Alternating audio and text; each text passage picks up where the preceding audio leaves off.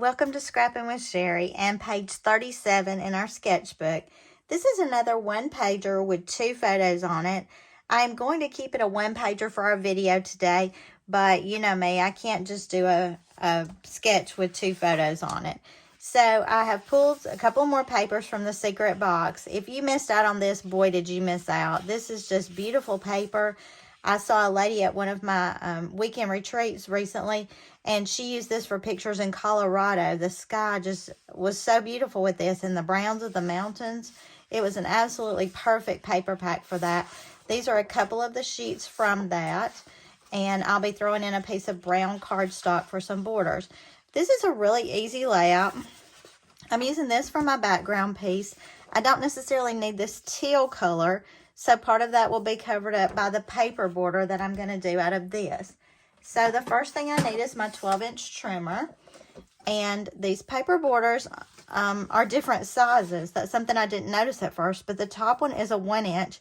The bottom is a 2-inch. And I'm going to make those out of the same orangey brown paper color. So I've got a 1-inch.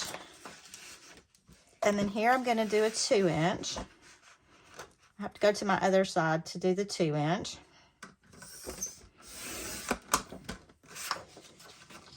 So we've got the top and bottom borders cut. And when I'm looking at the sketch, I thought at first there was a totally different sheet of paper through the middle, but it's not. That's just the way that they've matted those photos. But there is an extra little strip right here, and I'm not positive if I'm going to do that yet or not. So I'm just going to hold off on that. But I am going to go ahead and stick these 2 borders. And then we're going to make our other border. Now remember, when it shows circles here, that doesn't necessarily mean that you have to have a circle border there. It's just to indicate that there's some type of border. Now that could be a sticker. It could be a pre-made border. It could be a border cartridge. It could be a punch. Any number of things. But it's just to indicate a border.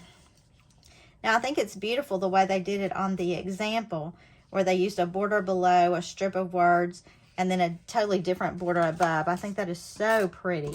I didn't really have anything for this vacation that worked that same way, so mine's going to be a little different. I know that shocks you.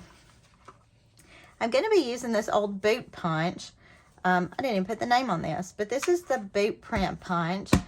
And I'm going to use this darker brown color just to bring out some of the depth in this pattern right here. So remember, to do the punches, you line it up on the black line on the front. And you punch and you scoot it over until you've covered up all that blue area. Then you punch again and you just keep covering the blue. That's all you got to do is cover the blue. This one's a little tricky, but just keep covering the blue.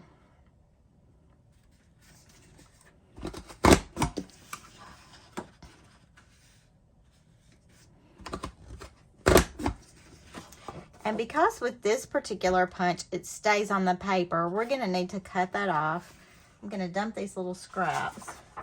And we are going to do another one of these. I'm going to do one below as well. So I'm going to go ahead and do it before I cut them off my paper.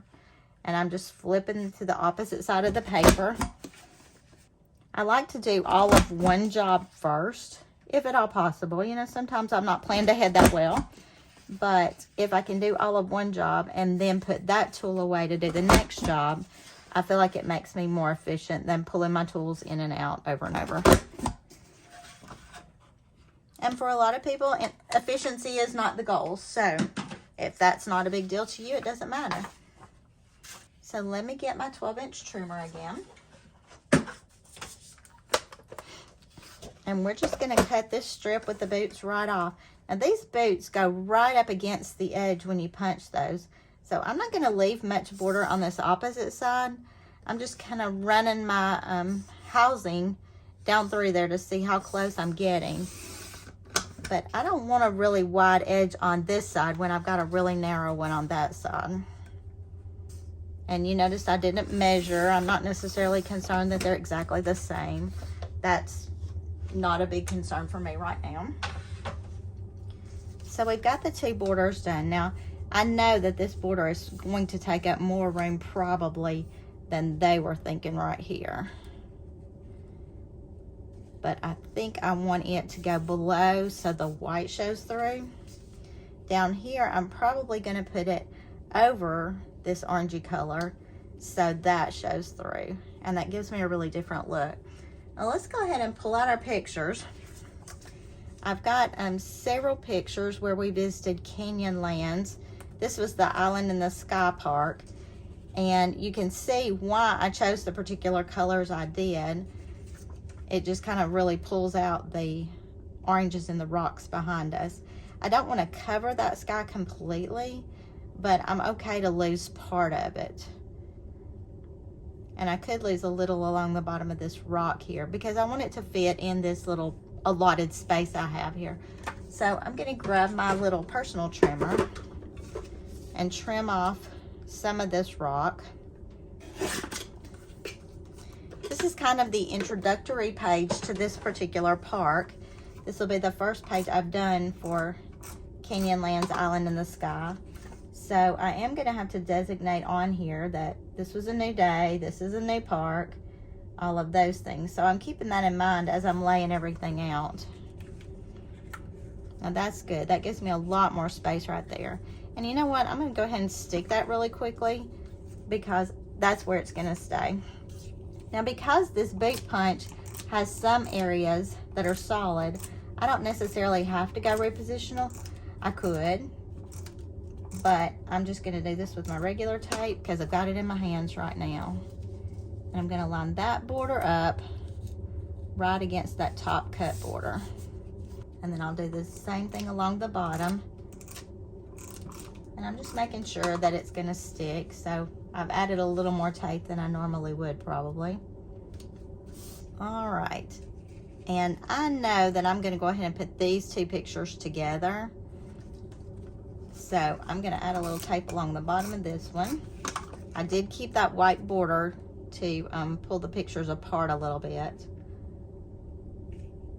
Somebody asked me over the weekend, how do you decide when you're matting pictures, when you're not matting pictures? And typically, if I have a picture that overlaps another picture, I think they look better matted because then it doesn't get quite so confusing.